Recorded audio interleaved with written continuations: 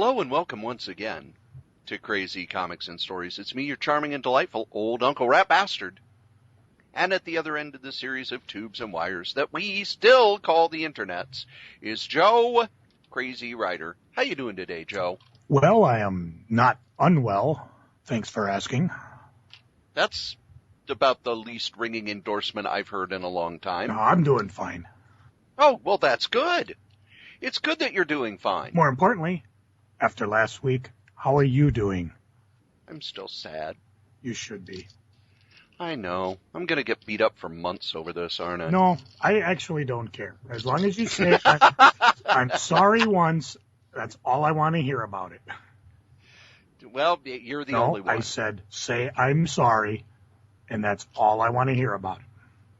But then I said, say I'm sorry, that's your part, and then we will speak no more of this.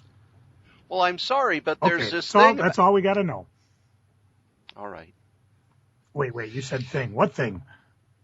Never mind. You told me to shut up. You told me to be quiet. Damn, I could have had a thing. Oh, well. Yes. I guess Did you get that thing I sent you? I'll have to say. Did you get that thing I sent you?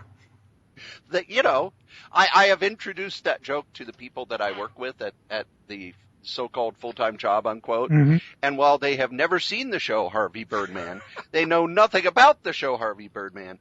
I now send them a picture of Peter Potamus saying, "Did you get that thing I sent you?" every morning. And they always laugh. So you don't need to know the joke in order to get the joke. So, Joe, did you get that thing I sent you? I downloaded it, but I have not got it. Oh, okay, good. So, Jen is not with us this week. What? I wasn't told that. She has to work late. I can't do the podcast with just you. People think it's weird.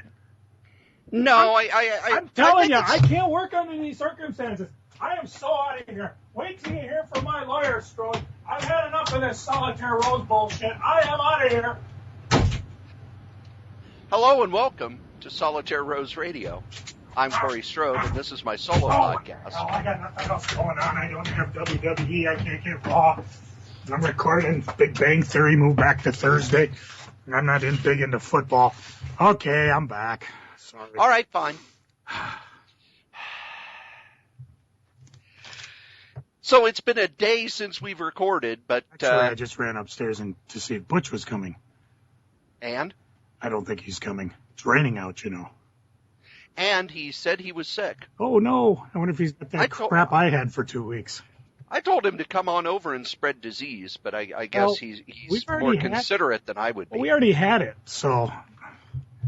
I haven't been sick, but then again, I ain't got time to be sick. I ain't got time to be sick. So, with Jen not here, you can sing all you want. I don't have the singing muse, I'm telling you. I just don't have it. I could do all sorts of gimmicks and stuff. You could? We could. No, we can't drop in any sound effects. No. Well, that's true. I used them up on my solo podcast. Yes, you did. You used all of them. Every single one of them. Although I do, from last week, I do have more sound clips of Jen that I could drop in if I felt like it, such as her saying, "I don't want anyone to message me on Facebook." I like that. I like the beginning one where she goes, "Hello, boys." Kind of titillating. See, look. I still like that I have something that I can use to incriminate her at some point, which is just her saying boobs. Or swearing. She likes to swear a lot. Yeah, well, you can't embarrass her with swearing. We might have an episode. If we don't swear once this entire episode, will we not get the explicit label on iTunes, or is it pretty much a lost cause? I don't know. Let's find out, shall we? Okay. So I thought, since it's just us, I would play something from your past, Joe. Uh-oh. Joe, do you remember this? Add to your summer fun and entertainment by visiting any of the 3 unique Hot Comics and Collectibles Twin Cities locations. Each Hot Comics and Collectibles location specializes in your collecting needs. All 3 stores contain rows of comic books, both old and new, and a huge selection of action figures and toys from yesterday and today. Star Wars, Transformers, Superhero, and Star Trek. Visit their New Hope Hot Comics location in the Winnetka Commons Mall or the East St. Paul Hot Comics in the Hillcrest Shopping Center. And there's Hot Comics and Collectibles' largest location in Richfield across from the Hub with over 3,300 square feet. All Hot Comics locations offer a free comic subscription service along with a comic discount. Discover how today's large selection of comic books has something for all ages and tastes. And be among the first to see the new X-Men movie this summer from 20th Century Fox and Hot Comics at a special screening on July 12th. Stop into any Hot Comics and Collectibles location and register to win passes all this week. Hot Comics and Collectibles in New Hope, Richfield, and St. Paul. Discover the fun this summer. You fiend. Where did you get that from?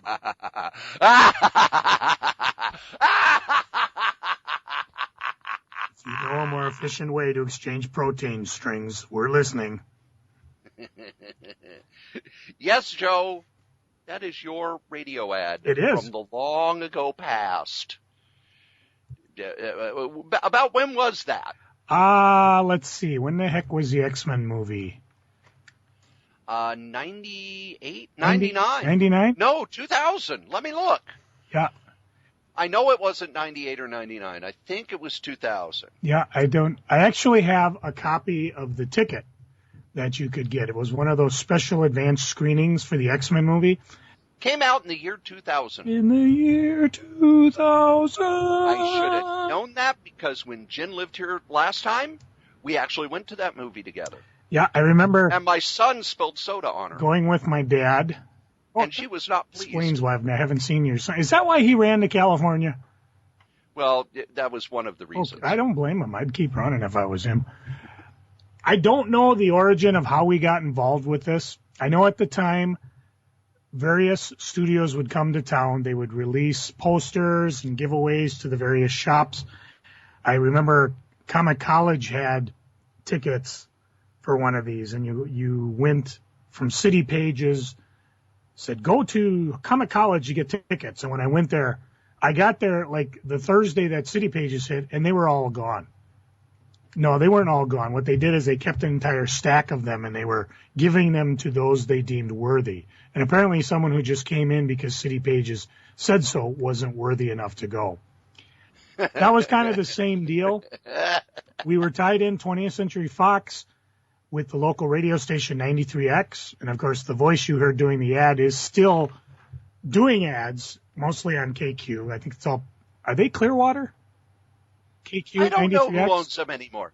I know that they were at one point owned by Disney. Yeah, I just remember Disney when has sold off most of their radio stations. When Howard Stern came to town, and, of course, the big guy in town is Tom Bernard, the station went to protect him by counter-programming with 93X. And 93X is basically the current rock station right now. KQ, which is 92, is more classic album-orientated rock, or as I call it, old folk rock, of which I am now part of, I guess. So when they finally cut Howard Stern, it was kind of sad because you're listening to it, and they just got to, what they do is they'd start live at 4 in the morning? 6 a.m. And then they would cut and start the show over, I believe, at 6 a.m. So whenever Howard started live, it would be 5 a.m. our time. And at 6, they would start the show over, so you could never call in and get, if he said call in and whatever, you were always an hour behind. Sometimes the show went all the way to 10 o'clock, depending on how long they talked. Usually I'd listen to Robin doing the news. And they just, at the top of the hour, which I think was 9 o'clock, they just cut. And they dropped in ESPN, which was the actually I was going to say AM station. And it was a sports all. Actually, did I say that right? Actually, it was a common, whatever the local sports was. And of course, those poor guys didn't know what happened because every angry Howard Stern guy in town called and started giving these guys such a hard time. Now, this was basically jock radio. We used to listen to it at the shop because Jesse Ventura was on it, and you could call in and stuff. But these guys had to shut down the phone lines because everybody was angry. Everybody was yelling Baba Booey. Nobody knew what was going on. Meantime, on 93X, they were celebrating quite loudly over the air. And the general manager's taking us all out for lunch, but I can't go because I'm on the radio. So so it was a big deal that they were able to push back Howard Stern in this market because they were protecting the big guy, Tom Bernard. And, of course, Tom's still on the air. There were even a point when I was listening to him. There was a point once when I was listening to him, and Howard had gone to Sirius Radio? Yes. And they were Sirius. actually running ads for Sirius on his program. And right afterwards, he's like, that's it. Beg for listeners, bitch. And, of course, Tom Bernard's so big. I mean, he can pretty much do whatever he wants. I mean, he's insulted blacks, Hmongs, City Hall. Whenever there's an apology, KQ apologizes. Tom never apologizes. The guy. One other thing, though, about the 93X, it was 100.3 that Stern was on. Okay, and that was kind of a rock. It was it was rock at the time. Yeah, it was what they called active rock, which was not heavy metal, but it was closer to heavy metal than not. And also that whole rigmarole caused the death of my favorite radio station in history, Rev 105. Mm-hmm. Because Disney bought Rev 105, moved the kind of the modern rock to that station so that they could put the heavy metal active rock on that one. All of the people who worked at 100.3 with Stern had happened what happens to a lot of radio staff. They came into work around 9 o'clock and were told, hey, we're having a meeting in the meeting room. Went into the meeting, were told that the station was changing formats. They were all fired. All of their stuff had already been packed up overnight. And once everyone left the building, that's when they changed the format. I don't even know that's what if they it was do. A permanent format change. It was just, we're just going to flip to the sports thing because we got nothing else to do. They flipped to a country station, and they have since changed formats, tons and tons of time. There was a time even when Rush Limbaugh was being broadcast on it, but they kind of realized that Rush Limbaugh on FM was very limiting because AM signals go much further, and they found the ratings just plummeted for Stern because people in the city, they plummeted for Limbaugh because people in the city don't listen to Limbaugh. It's the people out in the further suburbs and out in the rural areas that listen to Limbaugh. People in the city don't. That's one of the things that's happened to Limbaugh now that they have these things called people meters, where you actually have a device that you carry with you and it keeps track of what you listen to rather than writing it down in a diary. Limbaugh's so-called ratings have plummeted. Even the ones they report are less than half of what they reported before people meters. The other thing about Limbaugh's ratings that they don't tell you about is a lot of the stations he's on are rural stations where it's the only station there. So they count all possible listeners as listening to Limbaugh because there's only one station. And Neil Arbitron's not going to spend any money for a people meter if there's only one station. So let's say you're in Podunkville, Arkansas, and within your circle, they say that there's 30,000 possible listeners. So, okay, Limbaugh's got 30,000 listeners in that station. Even if people are listening to other stuff, even if the radio's not on, even if they're watching TV, they're counted as listeners for purposes of the ratings.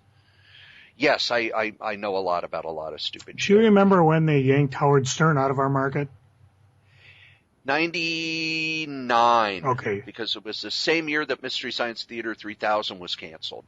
So this was kind of, and then the X-Men movie was 2000. Okay, so this gives you an idea where we were. So 93X was the rock station. If you were anybody that was into hip music, I don't even say hip music, just rock music. That's where you had to go. So 93X, I mean, this is big market.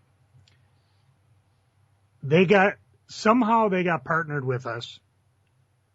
And it was interesting because as I look at the ticket, if you go to my Hot Comics album on Facebook, I have a picture of the tickets that they have. And on one side, it's the flyer, buy your tickets to special advanced screening of the X-Men movie. And again, because it was a special advanced screening, there was a possibility there'd be more tickets out there than there were seats available in the theater. They did that a lot for those sneak previews. I always got there a half hour early, and you would see the people who would show up when they were told to show up, being told, sorry, sold out, and they would just be furious because, no, I won this ticket on the radio. It's like, no, they gave it away on the radio, but it says right on the ticket, you know. Well, this one was different because you had to come to our store to buy it.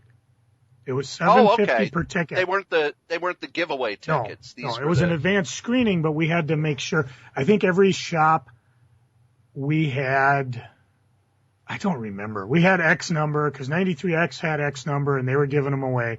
And then you heard the radio ad.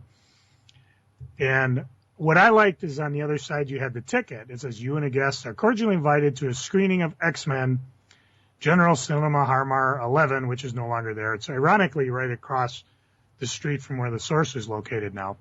And yeah, you had 20th Century Fox's logo, 93X logo, and then the Hot Comics logo that I believe, I can't remember her name, Hot Comics New Hope, the lady who owned Hot Comics New Hope. They used her logo. Kristen. I have no clue who Kristen, it was. yeah. So it's kind of neat because it made us look like bigwigs. You know, here we are, hotshot comic books associated with 93X and Fox. But like I said, they chose different shops, and we were chosen for the X-Men, which was cool. We've talked in the past about the X-Men movie.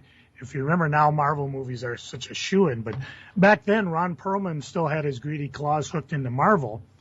And I can't say his name right, Arid? Yes. He was trying to convince Ron Perlman that we can make movies using our characters. So Ron didn't really care. I mean, he wanted to hobnob with Hollywood, but he was more interested in creating more worthless stock to feed his own bottom line. So they gave away the rights to the X-Men to 20th Century Fox. As soon as it was a hit, then they proved to the world that Marvel properties could be hot. And then, of course, Sony suddenly woke up and said, hey, we got Spider-Man. Let's make a Spider-Man movie. Meanwhile, Marvel went on to make their own movies. And the rest is history. So the other thing to remember about the Marvel movies that most people don't is that until Blade, Marvel movies were pretty much thought of as, oh, well, this is going to bomb.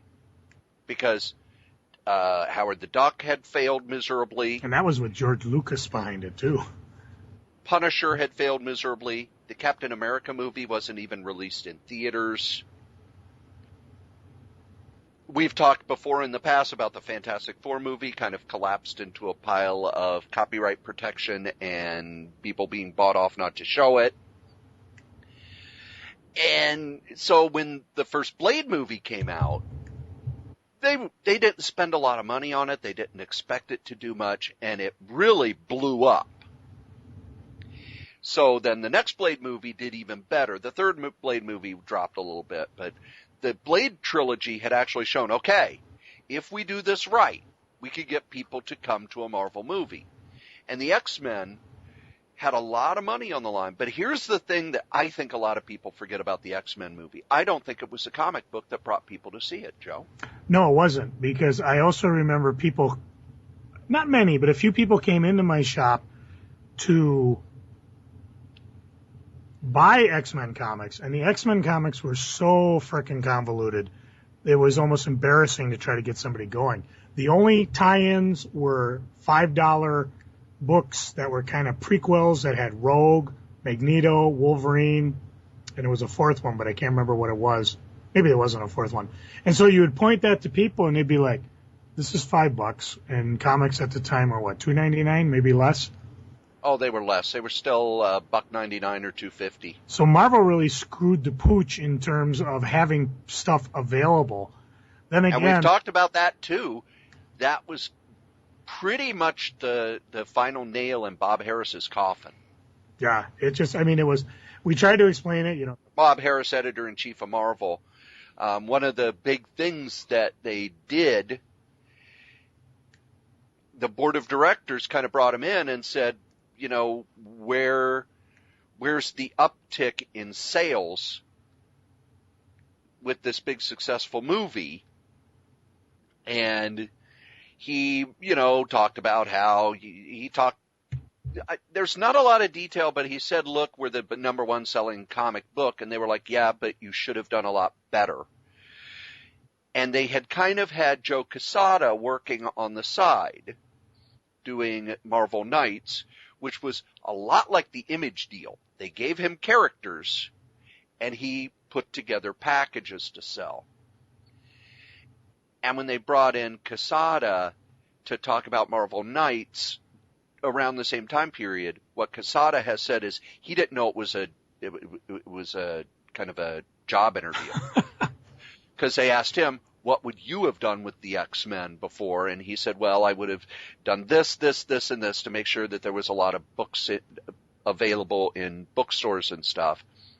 The other thing that I think a lot of people forget, because it was so poorly handled, because the X-Men movie was being put out by Fox. Fox owned TV Guide at the time. And they went to Marvel and said, can you put together an X-Men story that we will put in TV Guide? And this was back when people still bought TV Guide. So Marvel got like 20 pages in TV Guide, which was still selling between 5 and 7 million copies a month. And if you ever read the story, if you have not read 2 years worth of X-Men stories before reading that story, it doesn't make any sense. The story kind of cuts off and says, you can read the rest of it in X-Men blah, blah, blah. I might have a copy of that somewhere. Rather than it being a self-contained story, it was impossible to read. It was drawn in the Image type style. You know, you should have done a simplified version, you know, panel, panel, panel, panel, panel, but instead every page looked like a fucking poster. Oh, there goes our explicit rating. Oh, well. There's the explicit. Who gives a fuck? But back to my point, I think people went to the X-Men movie because of the X-Men cartoon. That would make better sense.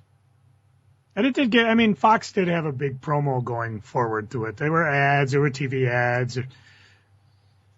It's funny, you know, because I'm looking at I got this from 93X when they gave me a copy of the Hot Comics ad. And, you know, I know we've done previous radio ads, and I had totally blanked on this one.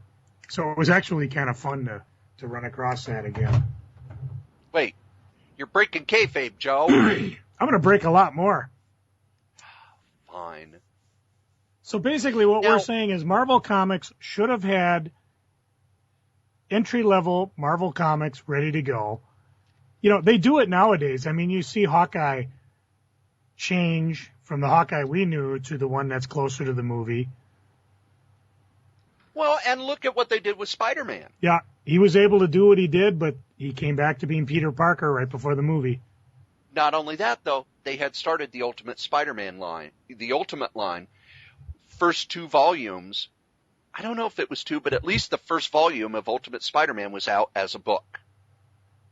They had changed Spider-Man to, okay, now, you know, here are all these Spider-Man trade paperbacks. Here are mini-series that are trade paperbacks that you can do. Because I remember leading up to Spider-Man 2, Marvel was just pumping out the Dr. Octopus stories. Because, hey, Spider-Man 2's coming out. We're going to have miniseries. We're going to have modern stuff. We're going to have stuff aimed at kids. We're going to have this. We're going to have that. They had learned synergy. Whereas with the X-Men, if you came into a comic shop and picked up the X-Men after seeing the movie, you'd go, I don't know who any of these characters are. I don't know what's going on. Wolverine doesn't have a nose. These characters are dead, and these characters are other universe doppelgangers from the future, and why are there 2 beasts running around, and it boggled the mind how poorly they botched it. So what I want to ask, I know the TV ad pretty much made you guys. That TV ad really pushed your store. You know, you had the death of Superman, but as sales dropped, you had that TV ad, so you didn't get hit as hard as other shops when the collapse came. Did the radio ad bring in new readers? Nope.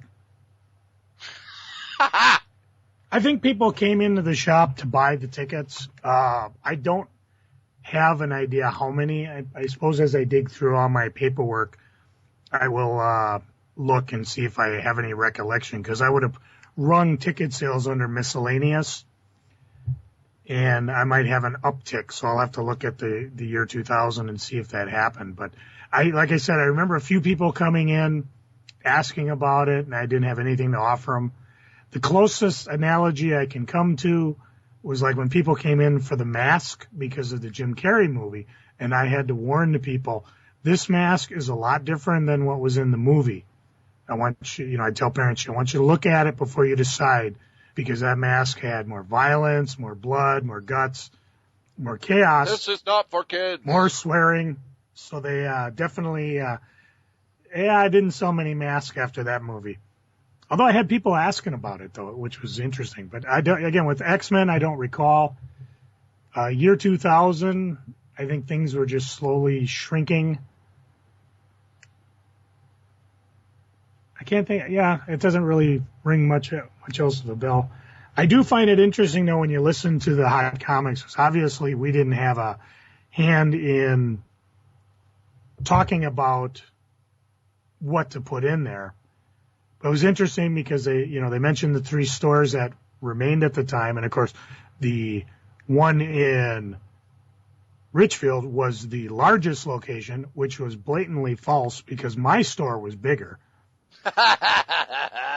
And I just thought some of the wording that they used, they said the east side of St. Paul in the Hillcrest shopping mall. No, I wasn't in that mall. I was 2 blocks south of it. So, but it was, I don't even recall hearing it on the radio. I think a few of my customers might have, because like I said, when I ran across this, I was like, oh, cool. And I played it and I was like, wow. Don't remember that at all. I don't remember this at all. But I do remember going to the movie because I think it was myself, Chris. I brought my dad, and of course I asked him a lot. He asked some interesting questions. One of the big ones was, how did these guys get their powers? And I just told him they were born with them. Oh, which I think is quite possibly one of the more ingenious / lazy things that Stan Lee and Jack Kirby ever fostered upon the comic industry, was the idea of mutants, because now they didn't have to come up with an origin story. And to be fair, they really didn't run too hard with it. Although after, in the 90s, that was basically, they just ran with it. How did this character get it? Mutant. Oh, how about that? Mutant. How about this one? Mutant. Just everybody was a mutant. No origin stories had to be made. You can only get bit by so many radioactive spiders before somebody dies. Well, and they aren't going to be making new mutants for a while, because some of the mutants are turning out not to be mutants. Yeah. Squirrel Girl, which surprised the creator. Well, not Steve Ditko. Bitten by a radioactive squirrel. No, she's an Inhuman. That's okay. I didn't even realize Karnak had died. I don't think anybody did. So, but like I said last episode, if you get Warren Ellis to write any Inhumans, if you actually get the Inhumans away from the Inhuman court, maybe bust away from the old royalty thing, you know what I would do? I'd even make it so Black Bolt can talk. Because, it's going to take a really good writer to make him interesting. And there's been a few in the past. And that kind of leads to the topic that Corey and I wanted to talk about, things that maybe the comic industry should do. and maybe some things they should stop. Let's do like we do with Freaking and Geeking, where we'll give our negatives first Okay. and then go to our positives. Negative, for me, and this is going to cause a discussion, I think if you are a small comic publisher just starting out, the whole idea of grabbing a franchise from movies or TV from the 60s, 70s, and 80s to get you attention is worn out, it's tired, and it doesn't work anymore. And the example I have is there's this new little company whose name for the life of me I can't remember, who is like the 7th or 8th company to get the rights to do Evil Dead comics. And no one cares. They're not selling. It's not working. Back when Dark Horse did it, no one had done it before. And the comic market was much smaller. Even into the 90s, there were companies that would grab dead licenses. Like, DreamWorks or what was the company that did the Transformers in like the late 90s where it sold bajillions of copies for 4 months? I remember Dreamwave? Dreamwave, it might have been. Yeah. Let me hit the Googletron 3000 while you continue with your bad argument. And when I look at the sales for these books, they do worse than comics by, I would say, mid-level creators, creator-owned books by mid-level creators who've had a little time at DC, a little time at Marvel. Dreamwave. So if you're looking at sales, it would have to be that it's better to get, I'm just going to throw a name out there. I think you would better to get Tom DeFalco and Ron Friends at your company to do a book, have them create something, than to go out and pay somebody, even if it's next to nothing, for the license to Buckaroo Banzai. Because the Tom DeFalco book's probably going to sell better. And see, I would disagree with that because, first of all, I find both the names you spit out boring. But there was one thing that we've never been able to answer, because you and I have gone round and round about licensed comics before. You always bring up the sales. I want to know if they're making money. I can't believe that a small company is making money at the sales level you have if they're paying an exorbitant license fee. However, if they are paying next to nothing, maybe they're doing just fine. I always like to do this, even though that I like to do the math. So let's say first off that the sales figures toward the lower end are accurate, because I've heard from some people that they're not accurate. They're accurate toward the top, but as you get down to the bottom, they're not as accurate. But let's kind of say they're accurate. Ghostbusters, when the last series ended, it was selling about 4,000 copies a month at $2.99. So it was making 4,000 times 2.99. I hit the wrong button there because I'm screwing everything up this week. $1,196 cash money. Now, we're going to divide that by half because let's say Diamond takes 50. That's $598. It's a 24-page story, so 24 pages. That means you're making $24, $24.92 a page. That goes to the writer, the artist, the colorist, the inker, the editorial staff. So if you're giving the writer $10 a page and the artist $15 a page, you've just lost money. Again, the one thing we're missing is we don't know what they paid for the licensed property. Well, if you're losing money by paying the artist and the writer, you're not paying a lot for the license. I don't know if I agree with the numbers because, again, we're just guessing off the top of our head. Because you also didn't bring in, well, were there ads? Were there all house ads or were there actually ads for other properties? In the IDW books, they are house ads. Okay. Graphic novel sales, you didn't bring in those. Is this a long-term thing, short-term? Again, I don't know who we could talk to because this is such proprietary information. I don't think they're going to give it to two podcasters who just want to know. But even like Boom Studios got Buckaroo Banzai, which, what did we figure? It went to issue 20? That's a... No, nope. Buckaroo Banzai was Moonstone. You're talking Big Trouble in Little China. That one astounds me.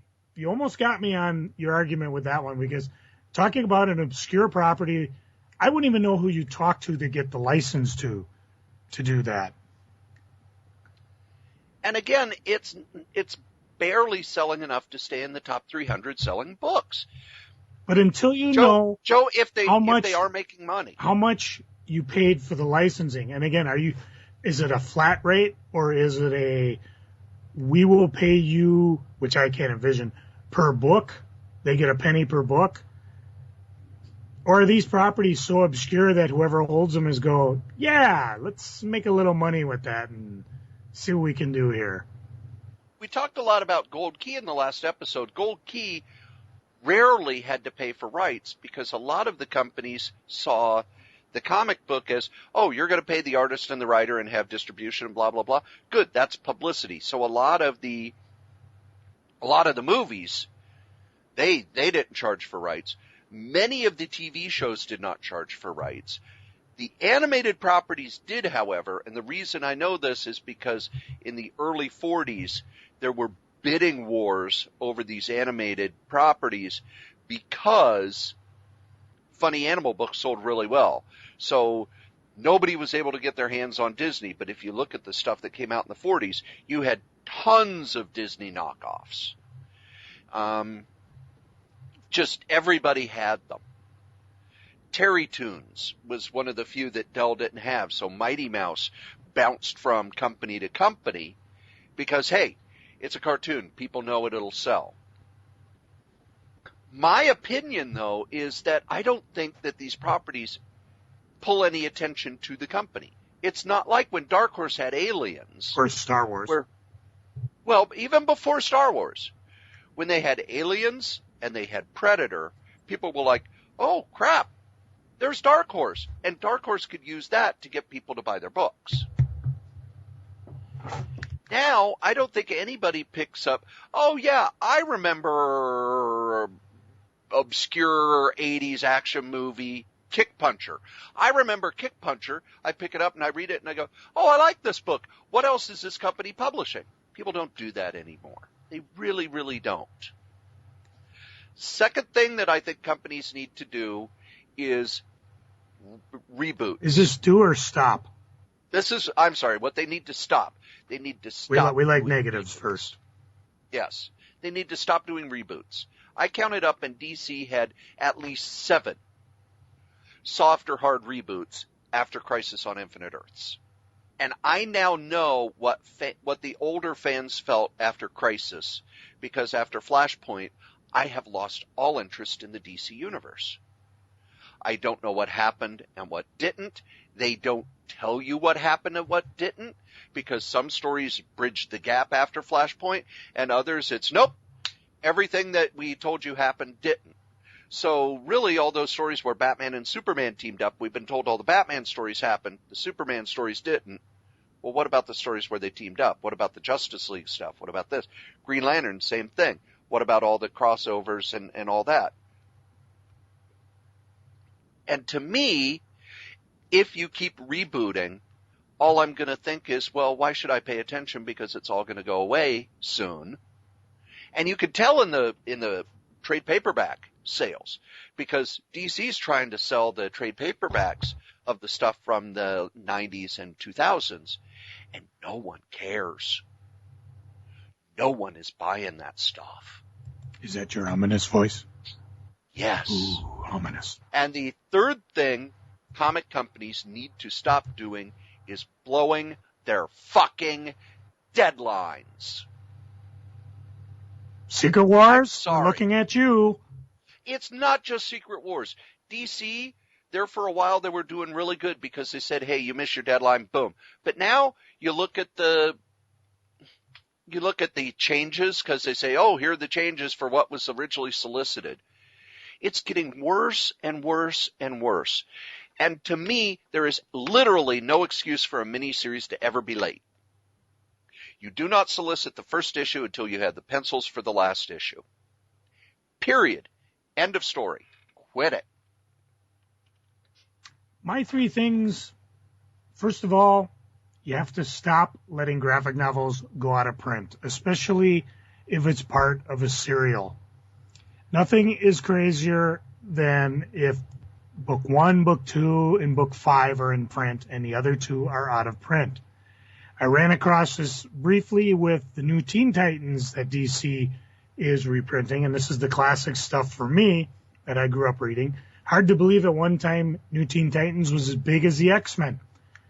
But book 1 isn't available, book 4 is available, book 2 and 3 is not. Had to go to eBay to finish the run. So now it's kind of like if you don't buy it now, you probably won't buy it later. I will give... Well, if you don't buy it now, you might not get it. A caveat that, like Corey said, maybe they're not selling. Fine.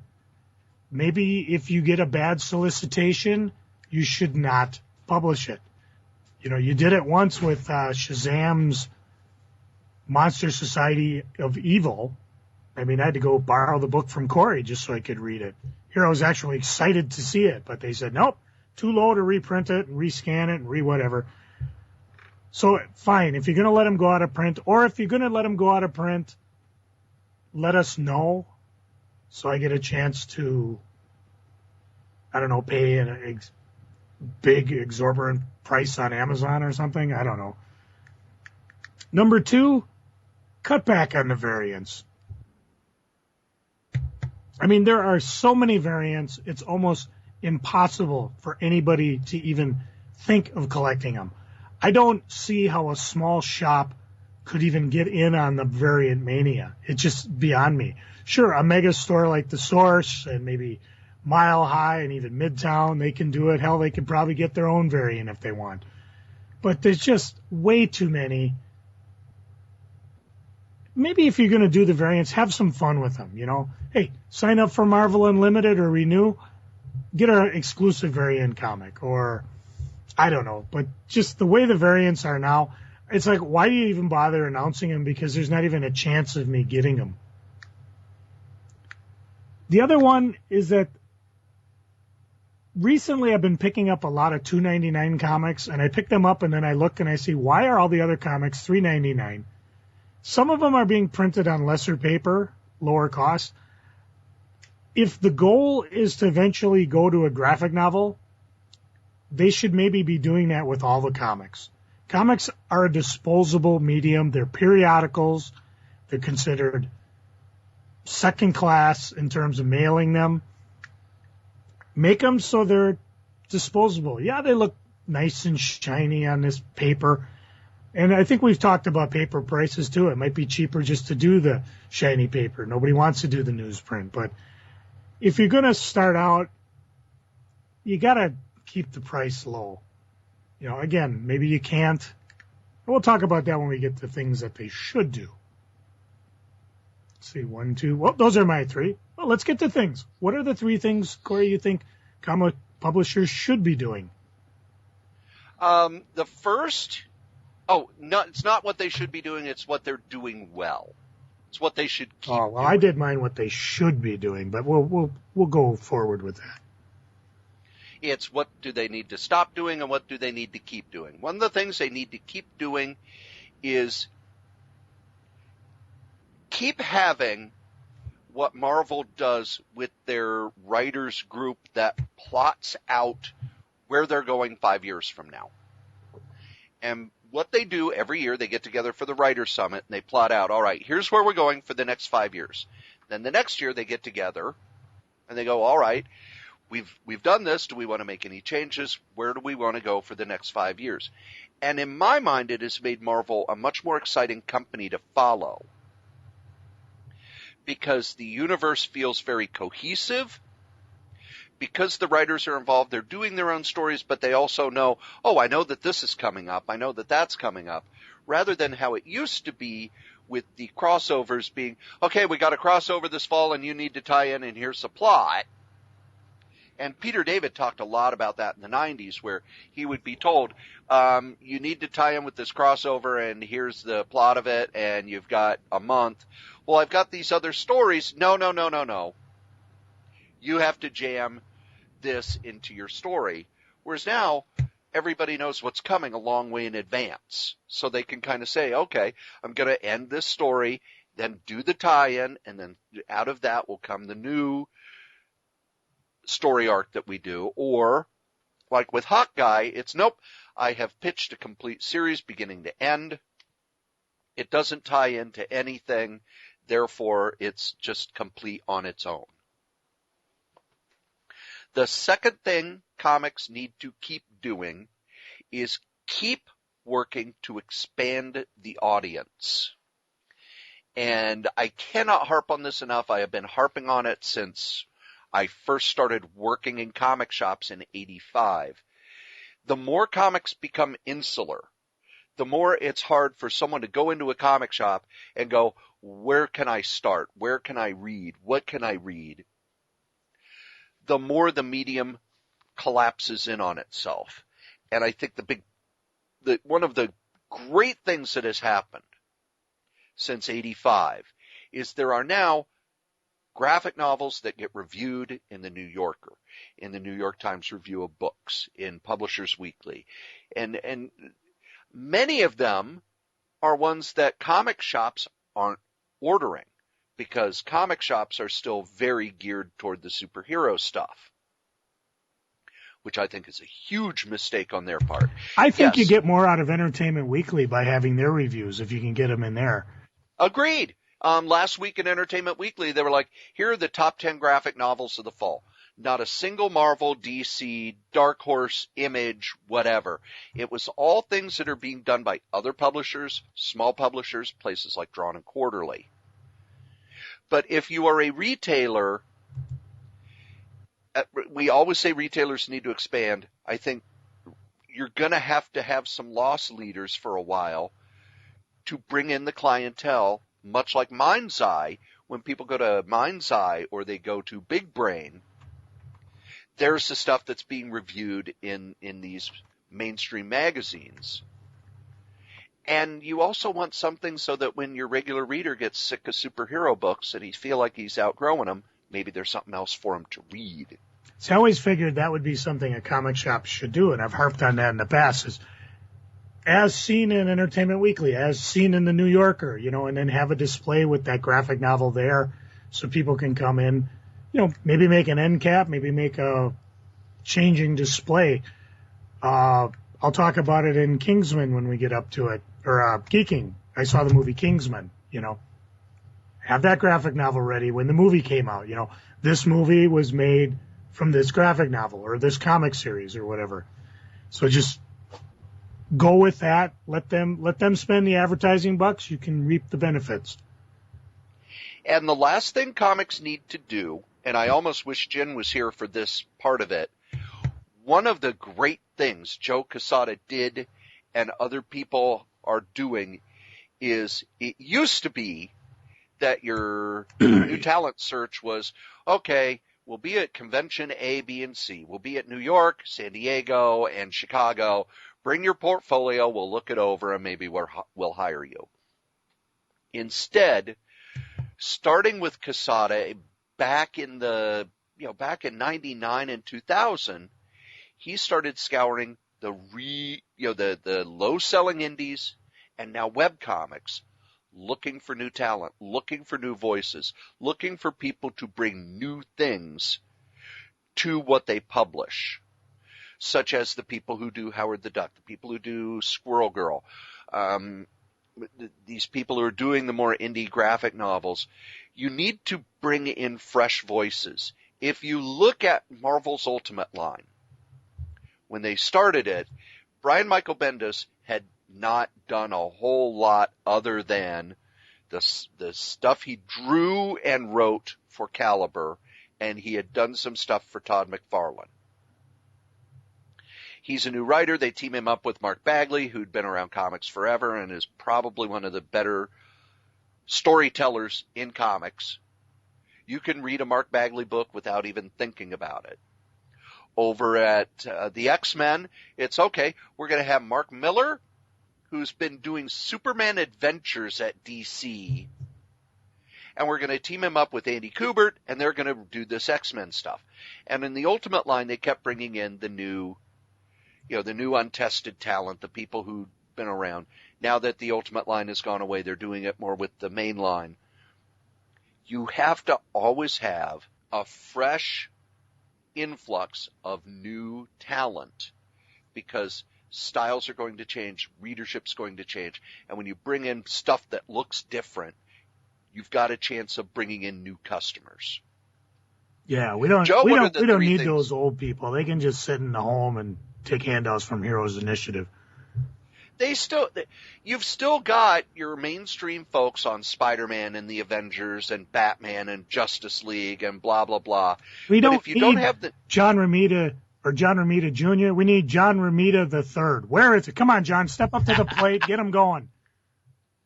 Although I'll say with John Romita Jr., he went to DC to draw characters he hadn't drawn before. And I don't know if there's this black hole that just absorbs talent at DC. You don't hear anything about John Romita Jr. anymore. When he comes back to Marvel, it's going to get a big, it's going to be big. But they put him on Superman, and it's just been a wet fart. No one cares. I don't get it.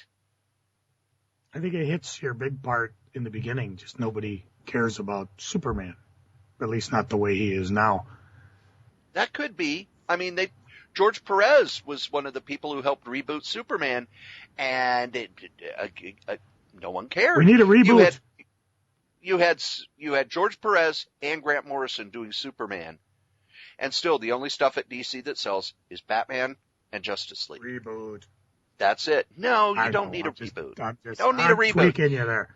Number 8. You need to have You need to get new creators. Joe? 3 things comics need to keep doing. They need more promos, giveaways, pages and previews, online, free comic book day stuff, and zeros.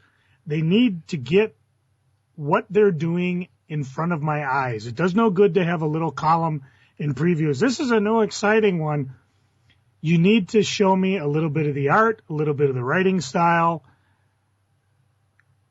Free comic book day is a great way to do it, probably a little more expensive. Zeros are great.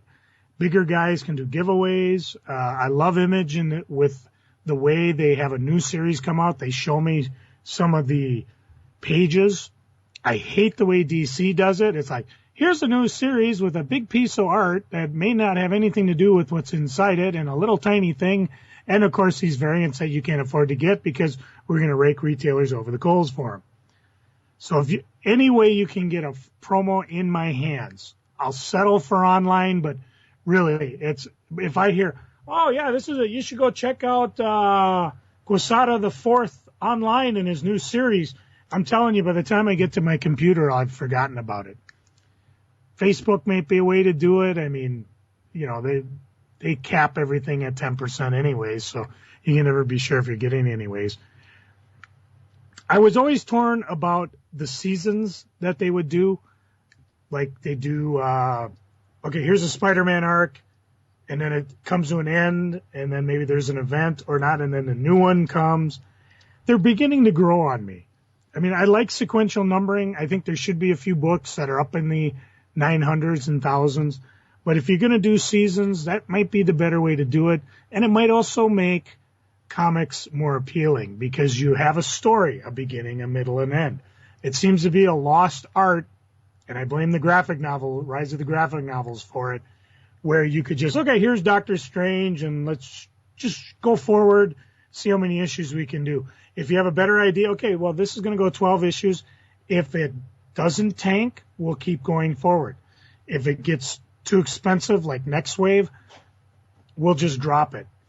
Or in the case of Hawkeye, well, we're doing really good, but the original team doesn't have another story ready, so let's keep going with another group, and we'll just, whatever. So, again, it's annoying and a pain in the butt for those of us who really dig sequential numbering. How many Spider-Man number 1s do I possibly have now? How do I figure them out? I used to laugh when one of our employees, was another Jen, I think one that Corey brought into the shop, tried to figure out how to stock the Spider-Man books. Well, I've got 3 Spider-Mans. I got this Spider-Man. I got this Web of Spider-Man. I got Sensational Spider-Man. And then this thing called Marvel Tales. Where do I stock them? Well, they're each their own title. Well, that's stupid. You know? And the last Joe, thing... I would just like to say that I know 27 Jennifers, 16 Jennies, and 14 Jens. And are any of them sane? I am not answering that Very question wise. because you know Jen will be back on this podcast, and you know she listens, and you know if you say anything about her, she will exact vengeance. How do you know she's... And you how do you know will she's... atone. I will not. I'll just sing. The last thing is, get the creators out there. They are the best promotion. I mean, granted, you're not going to tell Frank Miller what to do in terms of promotion. But if you are not of Frank Miller quality, you should be out there promoting the books. One of the most impressive things I ever got while I was running Hot Comics was somebody who was doing a mainstream DC book, and I wish I had the letter, sent me a note saying, hey, I'm doing this book. Here's a sample of the artwork. I appreciate your support. There's been plenty of times when all of a sudden in the mail, I get unsolicited a sample comic. It can be a retailer exclusive, which makes it even better because then I might be able to sell it on eBay. Of course, when I had Hot Comics, eBay wasn't around, so that wasn't a factor. But, excuse me a second, I got to look somebody up here. Play some music, Corey. Joe, we can't play music. We're not live. But then you just hum along. No one wants me to hum. Nobody wants you hung. We'll see about that. People want me hung. After last week, I wonder if I'm just as beloved as the host of episode 52. No one's ever going to love him. All right. It was Schism Comics. The character was Brewhead. And I'm trying to find the gentleman who sent me the artwork. But he actually sent me a copy. I'm going to have to give it to you next podcast because I can't. Here's Brewhead. Well, let's not mention the creator here. Take a quick look, see if I can get a picture of the comic here. Nope, even he didn't put his name on the cover. Hang on a second. I know where I can go. Amazon. No. Even better. Atomic Avenue. Nope, I found him on Amazon. What's his name? Mick Pascal. Mick, out of the goodnesses of his heart and out of nowhere, sent me a copy of Brewhead. And I checked it out. I loved it, and I ordered it. We were probably one of the only comic stores that had a great time ordering it. And when I see him at the retailer conferences, I always said hi. And again, he took a chance. He sent the comic to me. It paid off. So, you know, as a creator, you got to get out there. I don't know if Diamond has a program where, you know what, I'd like to send something nice to every one of the retailers. We used to get this big Diamond preview pack once a month. And in it would be posters and notes and sometimes things that you had like Marvel Age or whatever. And they were all vying for my attention because otherwise all I had was the same thing you, the listener, had with Previews catalog to try to find things. If you could afford to send out a full-size comic, give me a chance, or even just a small promo comic, an ash can, for lack of better words. That's the type of things I'm talking about. You've got to work to get a retailer's attention because otherwise you're just hoping it's going to catch me. I mean, Marvel, DC, maybe not so much, but if you're in any other comic line and even some of the sublines like Vertigo or what's the line that Marvel has? Max. And there's one other one. It's for like, it doesn't matter. You got a book that's not a superhero mainstream. I don't care if it's Boom. I don't care if it's Dark Horse. I don't care if it's Image. You got to get my attention somehow and just not count on the previews to do it. So those would be the three things that they should do and that they are doing and they should keep doing. You know who else is doing stuff that they should do and needs to keep doing it? These guys, our sponsors. You stole it! I got it right. This podcast, and all the other podcasts that we have on the Solitaire Rose Network, has sponsors. And our sponsors are, first, as always, our beloved DreamHost.com. DreamHost.com is the best web host in the whole known universe. You need a website. Come on, you know you need a website. If you're going to set up a store, if you're going to start writing, if you're going to start drawing, if you're going to start creating, if you're going to start selling, you need a website. So go to DreamHost.com, use the code CRAZY, and get $20 off your first year. We have a new sponsor. That sponsor is Flaviar, Flaviar. Just go to the Solitaire Rose podcast website at crazycomics.solitairerose.com, where we're inviting you to join. It's a discovery service for spirits aficionados. You gain access to fine spirits at members-only prices. And if you use our link, you get a $10 credit when you join. Finally, if you're listening to this podcast, you are a good-looking person. And as a good-looking person, you cannot trust your skin to just any old razor. That's why we invite you to shave with the amazing razors from Dollar Shave Club. Every month, they send a box with your shave options. At the beginning of the week, you pop in a fresh blade, get that fresh blade shave. It feels fantastic. It's just one of the many ways that I maintain my good looks, and you can maintain your good looks. So join us at the Dollar Shave Club. Their plans start at $3 a month, and they have a money-back guarantee. So if you want to join, just go to www.dollarshaveclub.com/crazy. We love feedback. So if you'd like to give us feedback, you can send us an email at corey.strode@gmail.com, or you can call our voice line at 952-856-0519. Send us an email, drop us a message. We'll put you on the air, we'll answer your question. We love to interact with our fans. We've also got Facebook pages for the Solitaire Rose podcast, for the Crazy Comics and Stories podcast, and the upcoming Solitaire Rose novelcast. So go to Facebook, be our friend. We love friends. If you would like to advertise on Crazy Comics and Stories, Solitaire Rose Radio, or the upcoming Solitaire Rose novelcast, you can just send an email to corey.strode@gmail.com, subject advertising. Thanks. And along with our sponsors and you contacting us, remember, we're a month away. 1 month, Joe. It's a month till Festivus. The artificial holiday that Corey embraces. They're all artificial. We're trying to encourage him, folks, so just play along. Now, all holidays are artificial. Now, I got something for you, Corey, because usually about hold this on, time... just let people know. Send us your grievances, because Don't. Festivus is the annual airing of the grievances episode. Don't worry about You can email it to us. Forget about you it. can call us on the line. Nope. We want your No, we don't. grievances. Yes, we Nope. do. Jen and I are solid on this. We don't. We'll humor you, but we don't. I want people to send us their grievances. Bah. I love our listeners. You obviously do not care what's been hurting them this year, what has made their lives horrible. Me, I care. That's why I'm a goody two-shoes. Boy, and Jen wasn't here to hear you admit it. I'll never admit it when she's on the episode.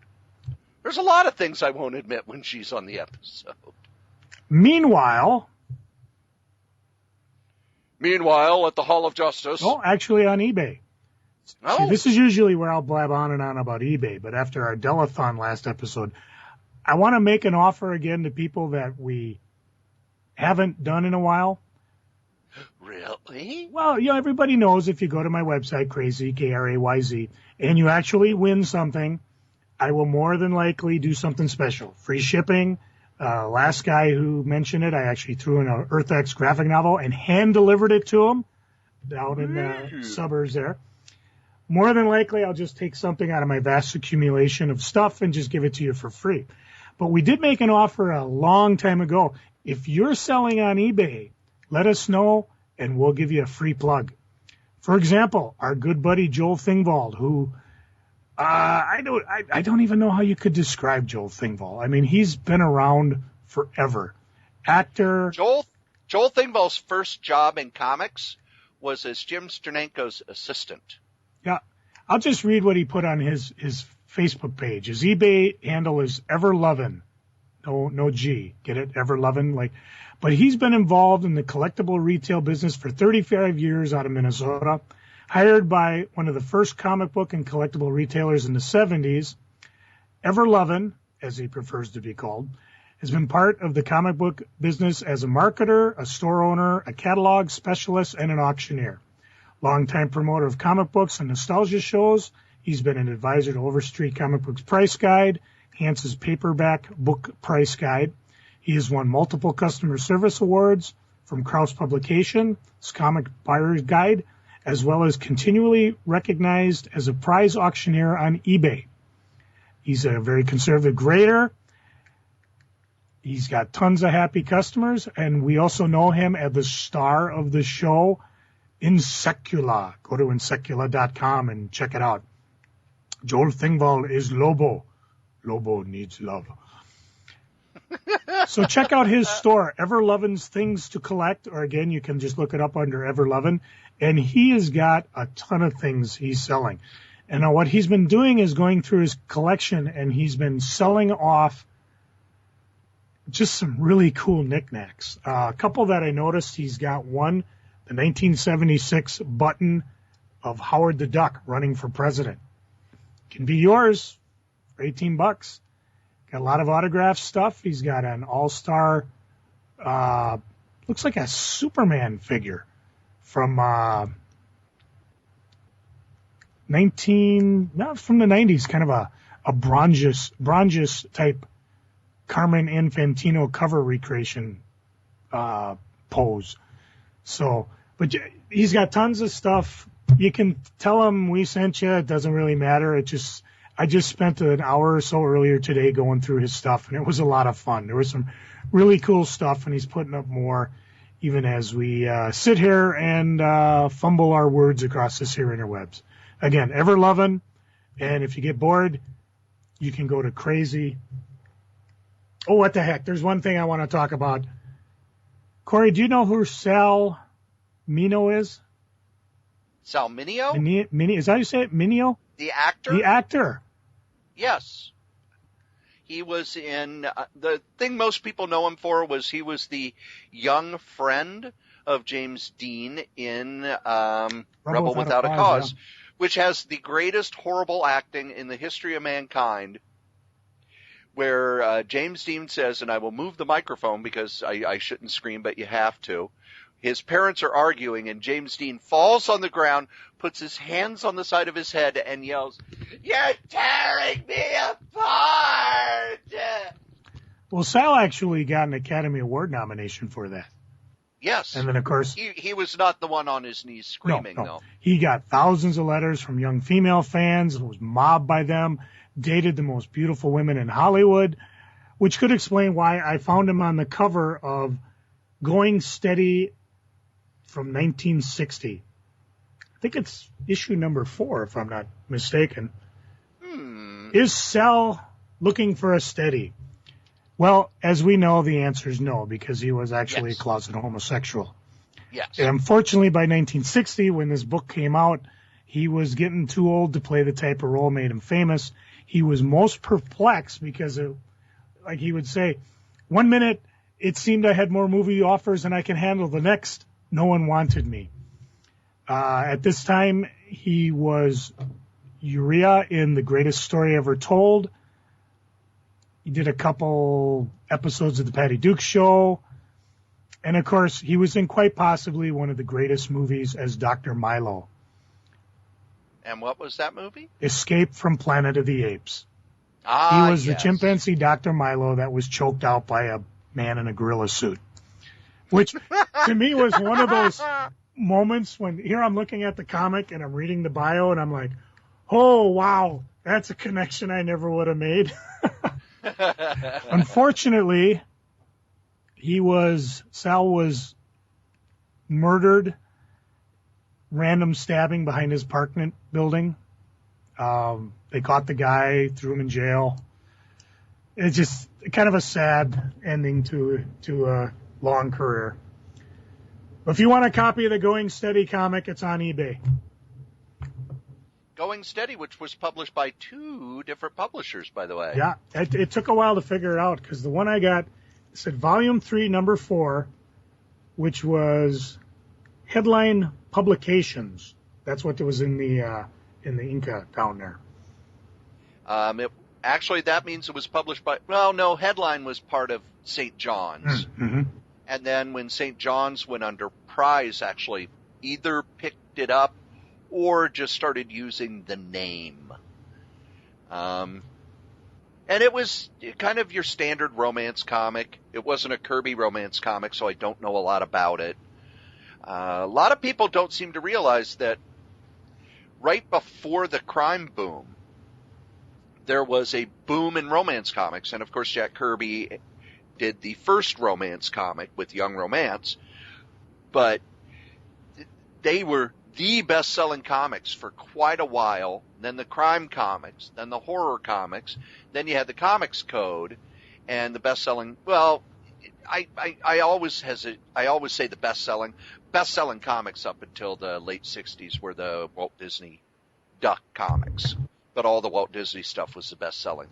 But those were the big trends. And then after the Code came in, the trends were pretty much dead for a while. DC brought back superheroes, and they did okay, but they weren't crazy until the Marvel stuff and the Batman TV show. Ooh, I like the way you say crazy. But, you know, the romance comics were huge sellers. Yeah, I've sold, actually, I've got a bunch in low grade, which is really sad. I always wonder, because I look at some of these that are priced in high grade, and I'm like, well, it's amazing it made it this long. I actually have a big old stack of some of the Carlton DC romance that I'll get scanned in on eBay as my eBay-orama continues. So check them out. Joe, you know what time it is now? I'm waiting breathlessly. Freaking and geeking, Joe. What are you freaking on? What's bugging you? What's bothering you? Not much. Courtney, what are you freaking on? Excuse me, had to yawn. Oh, I'm sorry. My lack of freaking bores you. No, the yawn is because I am exhausted. With open enrollment, and then I grabbed a bunch of shifts at the group home, and I just did not. I took the 1 week off where I said I'm not going to mix any podcasts this week. I'm way behind on everything. It's the last week of open enrollment, and for those of you who don't know what open enrollment is, that is the time when an employee can call and change their benefits for the coming year, which is crazy time for people who work in HR call centers, and hopefully I won't be working in call centers much longer. But one of the things that, because I have been so busy and because I've been doing so much, I've noticed that details, I'm not being very good with details. I think that's one of the reasons why the last podcast. Hey, I said I didn't want to hear about it. Well, I'm just explaining. I think that's why that happened, because normally I keep track of that stuff, and I didn't keep track of it. There's other details I've dropped. I've actually gotten in a little hot water at work because of things where I miss details. It's nothing where they're going to kick me out the door, but it is something where I have to sit in the doghouse for a while. And I always can tell when I'm hitting that point, because I will turn to someone and go, what day is this? I won't know what day of the week it is because I'm on that treadmill of work. The good thing is that after this week at work has calmed down a lot. I'm having more time to do that.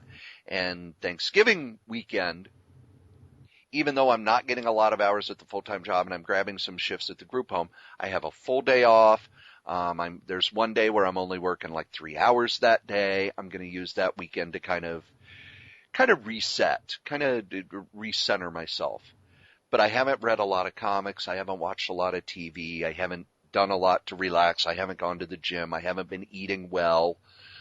And, those things start to stack up. And it's one of those things that you don't notice, because over the past few years, I've been very good about, all right, No more processed food. No more grabbing stuff on the run. No more this. I'm eating healthier. I'm doing this. I'm going to the gym. I'm maintaining some relaxation time, but I'm also doing the really creative stuff that makes me feel alive. As those fall away, you start to feel worse, but it's gradual until you go, is this Tuesday or Thursday? And why did I grab my lunch at the gas station? So I'm kind of freaking about the fact that I kind of fell apart so quickly. But I'm back on the horse. And last week we had 4 podcasts drop. So 7 hours of audio, ladies and gentlemen. We had 7 hours of audio last week. So once again, call me lazy. No. Joe, what are you geeking on? What are you loving? I had a movie night. The girls were over Saturday, and we rented 3 movies, watched 2 of them, and watched the third one we didn't expect. The first one I alluded to earlier, I saw Kingsman. Oh, sweet bejesus, put this podcast on hold, go out and get a copy, check it out. Based on the Marvel icon from, it's called the Secret Service. And yes, it was from Icon, which is their creator-owned. Yeah, that's the one I was thinking of earlier. Mark Miller, Dave Gibbons. I don't know how close the comic is to the movie. I'll find out because I'm bidding on both the books and the graphic novel. But the Kingsman was utterly spellbinding. It was fantastic. The only movie that was even close to it this year was Mad Max. Kingsman actually had a plot to it, unlike Mad Max. I think on a double feature, they would have been spectacular. Second movie of the night we watched was Pixar/Disney Inside Out, which again, as a Pixar movie, was fun. Didn't quite know they were going to go where they were going. And I got to admit, I teared up at a couple of the scenes. And if you've ever seen it, now you have to wonder just which one of the guys in your head are at the console in control. I did have the San Andreas, which I wanted to watch, but nobody else wanted to watch. So we returned that unwatched, and we put in a copy of What's Up, Doc. I believe that's 1970, Ryan O'Neal, Barbra Streisand. Absolutely love it. Hilarious. It's one of the shows I remember, and I've told this story before, back when Chris was worried because Dana was going through her dark, gothy phase. So I sat her down, we watched What's Up, Doc, and there's that scene where they had lit their hotel room on fire and the door opens, bing, and the firefighters come rushing forward. The first one gets to the first door and starts smashing it with his axe. And the other one taps him on the shoulder. No, down, Father. They start running. The elevator door closes, and they're all carrying a hose, and they go backwards and fall. Dana laughed her ass off, and I told my wife, don't worry about it. She's fine. The next day, we all got together as my daughter had a gift card to half-price bookstores. We went to half-price bookstores. And normally when I go there, I kind of look around, poke around, but I actually scored some cool stuff. First one is I got Adventures of the Big Boy, which is from the Robert C. Wayne Enterprises, who did the free Big Boy comic. This is number 72. They had it in the buck bin. I recall vaguely going to a Big Boy and finding some of the comics like shoved in a crack near the cash register, and I think I fished them out and took them. Shoved in a crack. Yeah, in the cash register. So I got that. I picked up a set for $6, 1 through 8 of The Torch, which was co-published by Marvel and Dynamite Entertainment. Why, I don't know, but maybe I'll figure it out when I start reading it. So for that price, it was cool. But the score for me, I picked up a hardcover copy of The Fifth Beatle, the Brian Epstein story. Yes. And this one it's so is good. I know I asked for it for Christmas last year, didn't get it. By that time, the hardcover had sold out, and then the softcover came. And I didn't pick it up because it was my birthday, and I asked for it for a birthday, and it didn't happen. But I picked this one up. It's actually been autographed. I'm not sure by who, though, because I can't quite make it out. My guess would be probably Vivek J. Tiwari. who wrote it. And I have a copy now. I can't wait to read it. So, very cool. Did not read a lot of comics, at least not ones that I haven't talked about in the last podcast, which we recorded a little over 24 hours ago. So, a couple things off eBay I'm excited about. I just got my Fear Agent Library Edition Omnibus Volume 1 hardcover. I've been told about Fear Agent by the Colonel at Uncle Sven's. It's one of his favorite books, and I've never read it. I figured I'd pick it up. I haven't even read Hellboy. That's how far behind I am. I don't even own a copy. But I figured I'd pick this one up. I got it fairly cheap, and I'm definitely giving it a read. So I'm excited about that. In the world of Kickstarter, I actually tossed in some money for the Nexus Compendium. Steve, the Rude Dude, is working on a compendium for the 35th anniversary of Nexus. And they have the hardcover for $40, which I went for. I'm looking forward to it. Again, Nexus is one of those books that I've sold the bejesus out of. I've read about, I know about, but I've never actually sat down and read. So when this comes out, assuming the goal will make it, I'm actually looking forward to it. So it should be kind of fun. And the last thing I'm geeking on, as you know, Breaking Kayfabe, I found a cassette tape of the ad for Hot Comics, nestled in between about 300 cassette tapes of my old college radio show. I don't know, Corey, did we put any of our college talk on the last podcast? That was the first of the 3 stories we did. Yes. If you would.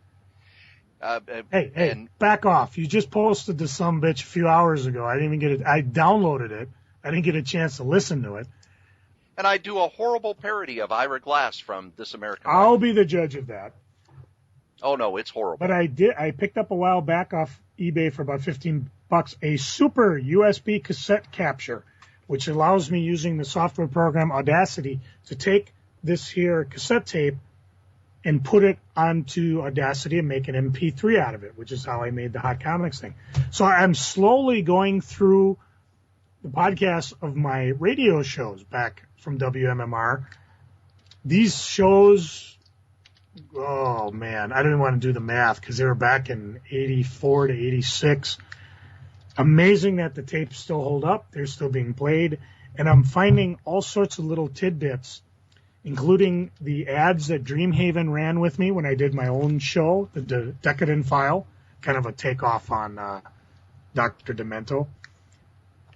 And I've also been finding commercials for the DC graphic novel program, which I won't say much else about because I'm thinking that might end up being Solo Joe #2. If I can find all the ads that were with it, and again, I've got these tapes I'm slowly going through, I might have a Solo Joe ready for you next month. Ooh. And it might be something with information, not just me using up all the sound bites that we could possibly have. So, I mean, it's kind of fun because, I'm finding all sorts of things on these tapes. I mean, I was listening to one, and one of the things we used to do with my cousins and his friends and everybody else is we used to make, we couldn't call it a mixtape, but it was kind of like a collage tape where we'd just cram all these unique sounds together in different types of bits, and it made just a magical thing with just hilarious results. Solo Joe is probably a very pale imitation of some of the things that we did on the tapes. One of the things I excelled at is grabbing a cassette tape and laying down what we call background noise. So you always had something going on, and then people would interject different things in there. One of them I ran across was an argument I was having with my sister. She a high school student, me a college student. We were very upset with each other. And what had happened is I think I got so upset that I threw a tape in the cassette, I hit play, and I said, okay, say what you were just saying. And, of course, she was having no part of it. The only thing I recall is I said the word asshole. There was a phone thrown, not out while we were recording. And whatever happened at the end, my sister was very jubilant because she got to watch TV, which is amazing because she hates television. So I sent a copy of this to her, and we've been raving about it And I think her son's going to make a mixtape of it. Maybe if I get it, I'll play it on a solo tape or something. So, I mean, I'm having a blast. It's like reliving 1980s. I mean, it's funny too, because as I'm sitting here, especially listening to the Decadent Files show that I did, I'm thinking, oh man, these songs would have been great to put in there. Oh, but they weren't recorded yet. So and everything I did off these tapes was either off the old cassette tapes that radio stations used to play or LPs. CDs were just starting to come in, and the radio station was not wired yet for CDs. So I'm going to be having, I may have to take a sick week. I mean, I'm just having a blast doing this stuff, just going through the past, finding some of the old stuff. And of course, it's going to show up somewhere. Yes. If that's enough to make Corey free. Corey, what are you geeking on? What you got? Happy time. Let the happy person take control of your console. First, I did get to finish a novel. I am a Stephen King fan, but I know that King is hot and cold. He has some novels that are really well done and really fun to read, and there are some novels where he cannot stick the ending. And the book Revival, which came out last year, is one where he did stick the ending. But it shows his evolution as a writer. It's the story, it starts as the story of this little kid when a new preacher comes to town, and the new preacher is kind of really into electricity, making gadgets, making devices. And I'm not going to spoil any of it, but there is a really Stephen King twist that ends the first act. We get this lead character's whole life, his observations about his life as he's looking back. He's in his 60s as he's telling and narrating the story. And there are times where you're reading it going, I don't think this is a horror novel. I think this is kind of a literary musing about life, but it's a horror novel. And it's really well done.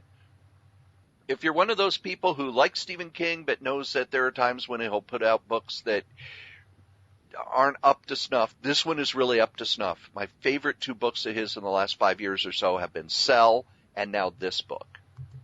And the second thing I'm geeking on is very me-oriented. I do NaNoWriMo. I don't do it every year, but the first year I did it was 2002, and this is like I can't even remember how many years I've skipped, but it's only been like 3 or 4. Slacker! And some years you're writing the novel and it just flows. And some years you're writing the novel and it's hard. And I don't know if I talked about the novel I wrote 2 years ago, which was a crime novel. Really depressed the hell out of me because I spent an entire month in the head of someone who started as a good person and as the story went on became a really horrible human being, which in a lot of ways is what noir is. It's about a person who makes a mistake and then makes matters worse as he tries to correct the mistake or cover up the mistake or whatever. If you want to know what noir is, watch the movie Double Indemnity. You'll know everything because that's the perfect noir movie. And it's got Fred McMurray. Hooray for Fred. But this novel is set in the world of professional wrestling in 1999. There's been a death, and the lead character, who's been in 2 of my previous novels, is investigating, was this an accident or was this murder? And part of it is it's fun to talk about the different eras of wrestling. The first one was more like 84, 85 as the territories were dying. The next one was 93, 94 when wrestling went into a huge slump and you had the steroid scandal and that stuff. And now we're at the peak. We're at the height of the Monday Night Wars, the Attitude Era, all of that chaos, all of that money, all of that drama. And it's fun to play in that world. And while I'm not getting a chance to write every day, I am still ahead on my word count. As we're recording this now, I have 28,000 words, and I should have 26,600 right now. So I'm almost, a day ahead, and I didn't get to write from Thursday till today. So there was a 3-day block I couldn't write. And before that was a 2-day block I couldn't write. So one of the things I really enjoy about NaNoWriMo as opposed to the rest of the time when I write, during NaNoWriMo, it's all about word count, it's all about speed, it's all about getting it done. And it's usually within a couple of days that I lose control of the novel. I know where it's going to go, but I don't know. I know where I start and I know where I'm going to go, but everything in between is unexplored territory. And as you write, the characters become very real in your head, and they will say and do things that as a writer you didn't expect. Because as you write, the characters become more real. On the second day, I kind of lost control of where the novel was going, which I like. And I had some notes written, and the notes are all worthless now because the story's kind of going in different directions. It's still going to hit the same ending, but it's getting there a different way. And it reminds me of how much I enjoy actually writing, actually creating. You know, last week I took a break from mixing podcasts, but I recorded a podcast that was last week's Solitaire Rose Radio, where I sat with Mark Wise, who's on the Comic Bros podcast with Jen, and we talked about Fantastic 451. And it was a fun conversation. I had a lot of fun doing it. It was just, and it's good every so often when you are a creative person and you're making creative things to remember that you're doing it because you enjoy it. Yes, there's a part of you that has no choice. And when people ask why I write, I just want to use that line from the Red Shoes. Why do you breathe? I have to. I have to write. I have to create. I have to be doing stuff. One of the things Joe could probably vouch for is ever since he met me, I'm always creating stuff and doing projects and got plans in my head for this stuff. But the reason I do it is partly because I'm driven and partly because I enjoy it so much. And I've really been excited about the podcast over the last few months. I always said that episode 200 was was kind of the top of the roller coaster. And after that, things would start going really fast. And in a lot of ways, they are going really fast. There's a lot more podcasts coming out. There's a lot more creativity. We're bringing in new people. We're about to go on a podcast tour where we're going to go to conventions and stuff. And I'm really excited about all of this stuff. And the reason I talk about it as geeking is if I'm not excited about what I'm doing, how the hell can a listener be excited about it? How the hell can Joe be excited about it? I'm a cheerleader for this fun stuff we're doing, and I'm very excited about that. I have a low excitement level, so that explains my excitement. There we go. Stories of celebrities and wrestling. Ask the Strode. Corey, let's hear the Kevin Smith story. One of my favorite things to do every Monday morning is to go to the website Jezebel.com and then click on their sub-website, Kitchenette. Now, Jezebel.com is very much a women are great and men are horrible, and here's gossip that shows that men are horrible. But Kitchenette is kind of one of their side things, which talks about cooking, which talks about restaurants, which shares weird stories. And one of the things they do every Monday morning is they have a bunch of stories. It's usually about stories of horrible customers, stories of customers without a clue, stories of restaurant employees who really screwed it up. And on 11/7, they had stories of celebrities and restaurants. And one of the persons wrote in this story and said, I was working at a pretty popular family restaurant near Hollywood around 10 years ago. It was a slow Monday night, 15 minutes from closing, when a celebrity came into the completely empty place with his wife and their young daughter. Well, shit. I put on a happy face, sat them down, and did that thing where you try to combine serving a table with closing procedures.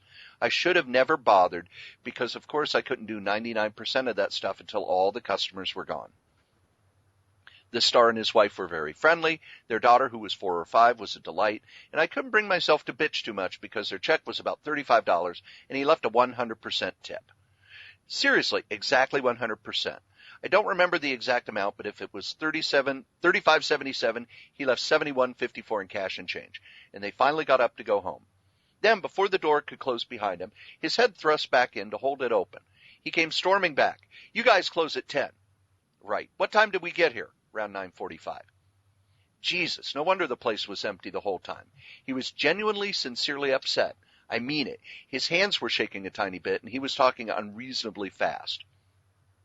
Look, I have the life I have today because I won the lottery in a way. I'm no more or less deserving than anybody, and I always promised myself I would never pull entitled bullshit like this. Well, it wasn't like he did it on purpose. Yeah, but there's something to be said for being considerate enough to look at the hours on the door. How many people are still here? Myself, a cook, an assistant manager, and a busboy. I said, okay, you can tell that being diplomatic with me isn't going to work, right? I swear I'll be extremely fast. But don't bother with any of the don't worry about it, sir crap. I want to talk to all four of you right now because I will make this right. I don't know what it was, but I absolutely know in that moment that truer words had never been spoken. I went to the back where my three coworkers were, and I said basically that the guy who just left came back and wanted to talk to all of us, and I really think we should go up there. Somehow they knew that this was serious shit too, and we quickly walked to the front. Like I told CJ here, I'm really honestly upset with myself for delaying you guys. I don't want you guys to go home angry at me or angry at your job for forcing you to deal with dumbasses like me. Another thing I told CJ that there's no point in arguing because I won't let this go. Are there any questions at all? There were none, and he handed each of us the 4 piles of $1,000 fucking dollars in cash he'd neatly made on the register counter while I was in back. So, Kevin Smith is a good dude. That was worth saying. You know, one of the things about our jobs and our lives is so often we get so irritated by people who treat us like crap. I've worked retail jobs where people who come into retail shops tend to take out their life's frustrations on the retail clerk. Or, almost as bad, they treat the retail clerk like they're not a human being. They are just a delivery system. I work in phone jobs now, and people call with attitudes already. You know, they're already upset because they had to wait. Gosh, it's the busiest day of the year, and they had to wait 7 minutes for someone to answer the phone. And it's your fault that they waited till the last day at the last minute to call in. Joe, I imagine you have dealt with unbelievably shitty people at the airport. It's good to see and good to hear every so often that somebody who doesn't even know that they've screwed up realizes it and wants to make it right. And that's why when I go to the gas station, there's a gas station right near me. I make conversation with the people, but I don't tie them up. I ask them how they're doing. You can't tip somebody who works at a gas station, but I always am, trying to be a good customer. When I go to restaurants, I tip well. And if I can't tip well, I don't go to a restaurant where you tip because I know that their job sucks and it's terrible. Jen and I went to a restaurant after we went to wrestling. And it was late, and I know that they are open till like 2 a.m. We got there at 11, and you could tell that they were kind of shorthanded and they had a lot of delivery stuff to do. And yes, it was irritating that the waiter didn't come to our table. But I know they're busy, they're this. I gave a good tip. Why? Because it's a sucky fucking job, and he's there at midnight on a Saturday night. And I don't want to be at a job at midnight on a Saturday night. You put aside your personal time in order to make sure that I got my artichoke dip. So thank you. And it's good to see other people thanking the people who do these jobs that suck. And I think I'm going to get really philosophical here for a minute, but I think if we all just took the time to realize that as much as we bitch about our lives, other people's lives have annoyances and pains in the ass, and there are things that they do that they don't want to do. As long as we remember that and treat people kinder, we're all going to be better people. Believe it or not, kids, you've listened to us blather on about funny books for an hour and a half, and me blather on about my philosophy of life for 7 minutes. And as we say every week, the comic we like the least, we still like better than the comic that you like the most. Joe? Give me your tired, your poor, your huddled masses yearning to breathe free, the wretched refuse of your teeming shores. Send these, the homeless, tempest toast to me. I lift my lamp besides the golden door. Emma Lazarus on the Statue of Liberty. Jin? Oh, she's not here. Okay, Corey, hit my music.